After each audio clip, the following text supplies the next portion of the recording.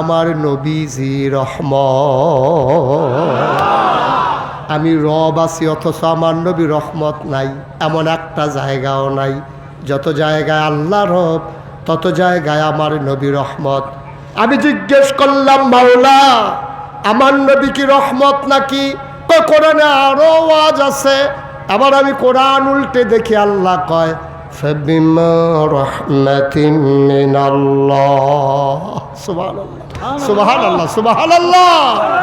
কি মজার কথা দেখেন, ফাবিমা রাহমাতিন মিনাল্লাহ, ফাবিমা রাহমাতিন মিনাল্লাহি লিনতা লাহুম ওয়ালাউ কুনতা ফাযযান গালিযাল কলব লানফাদ্দু মিন হাওলিক ফাআফু আনহুম ওয়াস্তাগফির লাহুম ওয়াশাবিরহুম ফিল আমর ফাইযা আযামতা ফাতাওয়াক্কাল আলাল্লাহ ইন্নাল্লাহা ইউহিব্বুল মুতাওয়াক্কিলিন। আল্লাহ ডাক দেয়া কয়, শোনো, ফাবিমা রাহমাতিন মিনাল্লাহ, আল্লাহর রহমতে, আল্লাহর পক্ষতে যে রহমত, এই রহমতে আমার নবীর মনটাকে আল্লাহ নরম করে বানাইছেন। নবীর মনটা কি নরম? কেন নরম? আল্লাহ কয় আলাউ কুনতা ফাযযান গালিযাল কলব, আপনি যদি শক্ত মনের হইতেন, লানফাদ্দু মিন হাওলিক, আপনি দেখতেন আপনার চতুর্পার্শ্বে মৌমাছির মতো যারা গুনগুন করে, একটা নজর দেখার জন্য যে মানুষগুলো আপনার ঘরের দরজায় এসে দাঁড়িয়ে থাকে, যে মানুষগুলো রাতভর আপনাকে ফেলে চলে যেতে চায় না, ও নবী আপনি কি ভুলে গেছেন? আল্লাহ যখন বলেছিলেন আপনি তৈরি থেকেন চলে যাওয়া লাগবে বোধহয় মক্কা ছেড়ে, আপনি বোধহয় মক্কায় থাকতে পারবেন না। নবীজি কথাটা জানালেন আবু বকর সিদ্দিককে, ও আবু বকর, ইশারা এসেছে যে কোনোদিন হুকুম আসবে আমি নাকি মক্কা ছেড়ে চলে যাওয়া লাগবে। আবু বকর ডাক দেয়া কয়, চিন্তা করবেন না, আপনার এই উম্মত আপনার জন্য সদা প্রস্তুত। আবু বকর বাড়িতে গেলেন, 2টা উট কিনলেন, একজন ইহুদির বাড়িতে দিলেন। ইহুদি সুন্দর করে লালন পালন করলো। ঠিক ঠিক ঠিক ঠিক রাতের বেলা একদিন আল্লাহর ফেরেশতা জিবরাইল আল্লাহর নবীকে সে সালাম দিয়ে দিলেন, আসসালাতু ওয়াসসালামু আলাইকা ইয়া রাসূলুল্লাহ, আসসালাতু ওয়াসসালামু আলাইকা ইয়া হাবিবাল্লাহ, আসসালাতু ওয়াসসালামু আলাইকা ইয়া শাফিয়াল মুজনুবিন, আসসালাতু ওয়াসসালামু আলাইকা ইয়া রাহমাতান লিল আলামিন। নবী গো, তাড়াতাড়ি উঠে, আর মক্কায় থাকা যাবে না। কত মর্মান্তিক, কত হৃদয় বিদারক। নবীর জন্ম মক্কায়, নবীর শৈশব মক্কায়, নবীর কৈশোর মক্কায়, নবীর তারুণ্য মক্কায়, নবীর যৌবন মক্কায়, নবী বিয়ে করলেন মক্কায়, নিজের বাড়ি মক্কায়, শ্বশুর বাড়ি মক্কায়, মেয়ে বিয়ে দিলেন মক্কায়, লেনদেন করলেন মক্কায়, ব্যবসা করলেন মক্কায়, মানুষকে সাহায্য করলেন মক্কায়, তিনি থাকতে পারলেন না মক্কায়। জিবরাইল এসে কই, উঠেন, তাড়াতাড়ি রওনা করেন, কাফেররা আপনাকে মেরে ফেলবে। দারুন নাদওয়ায় সিদ্ধান্ত হয়েছে। আল্লাহর নবী উঠলেন, হযরত আবু বকর সিদ্দিকের বাড়ির সামনে গিয়ে দাঁড়ালেন। আবু বকর সিদ্দিকের দরজায় আস্তে করে একটা টোকা মেরে বললেন, আবু বকর। আবু বকর সাথে সাথে দরজা খুলে দিলেন। লাব্বাইক ইয়া রাসূলুল্লাহ। নবী জড়াইয়া ধরলেন।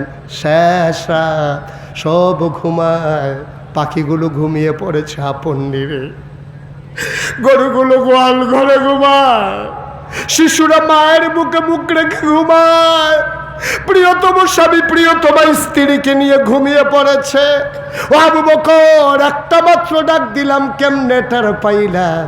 আবু বকর ডাক দেয়া কয়, ইয়া রাসূলুল্লাহ, আপনি যে বলেছেন তৈরি থেকো, সেই দিনের পর থেকে আমি আবু বকরের পিঠ আর একটা রাতের জন্য বিছানায় লাগে না।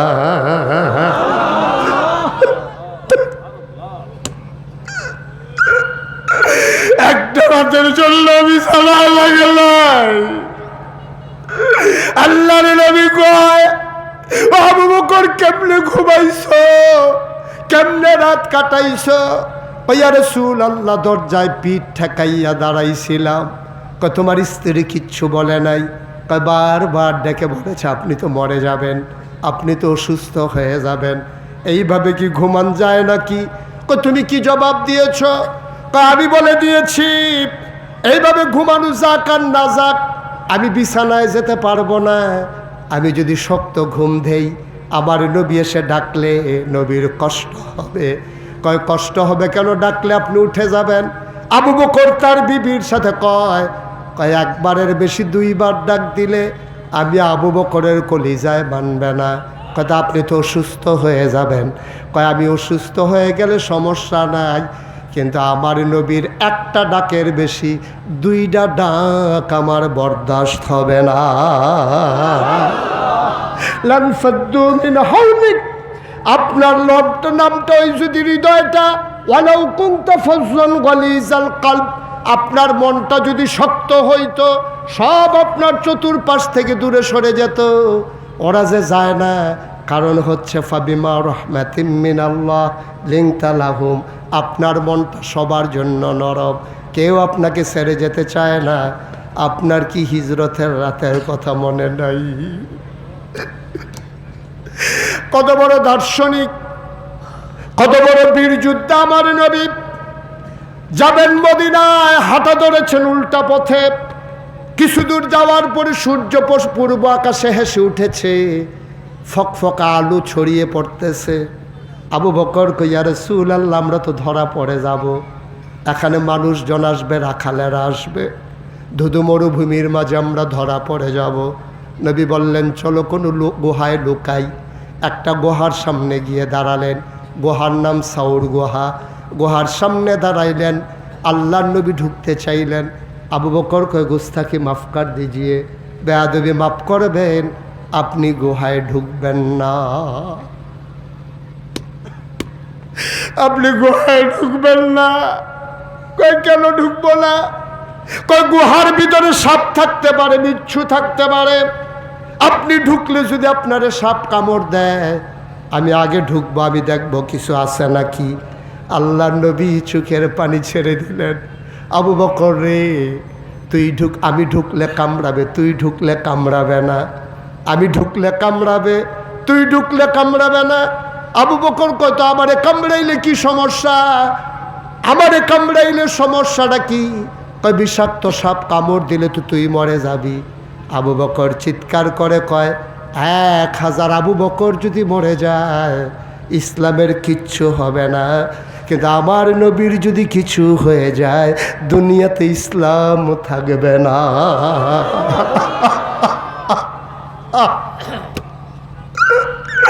দুনিয়াতে ইসলাম থাকবে না, আপনি শেষ তো সব শেষ।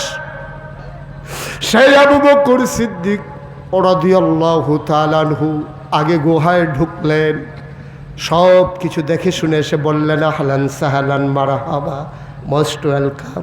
ও নবী, আপনাকে স্বাগতম, আপনি ভেতরে চলে আসেন।